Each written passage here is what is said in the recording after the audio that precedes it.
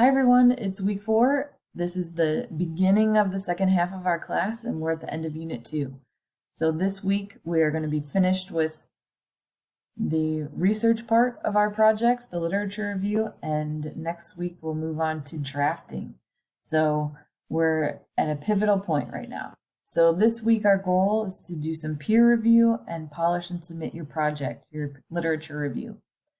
This week, you'll notice that there are fewer readings and resources because you're going to be reading a lot as you read your actual sources for your research project. But if you would read the literature review project guidelines again, just to make sure that you have all of the necessary parts, make sure that you review the sample literature reviews so that you see what your literature review should look like.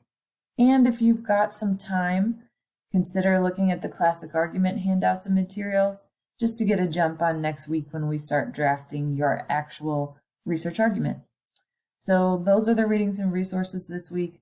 I recognize that a lot of your time is going to be taken up by reading your actual sources. Make sure to give that quite a bit of time because you do want to make sure you know exactly what all of your sources say and how they fit into your project. And if one does not fit into your project, make a note of that, so that you know that you can kind of nix that one as we dwindle down your sources to maybe 10 to 12 next week. So you still need your 15 for this week, but you'll have an opportunity to cut a couple if you need to.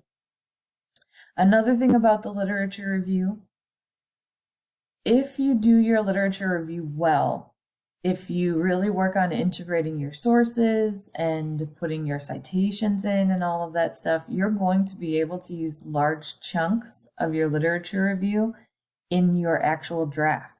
So the more work you do on your literature review, the easier your draft will be next week. So just kind of a reminder, putting that out there. If you have any questions, as always, please let me know. Otherwise, I'll talk to you next week.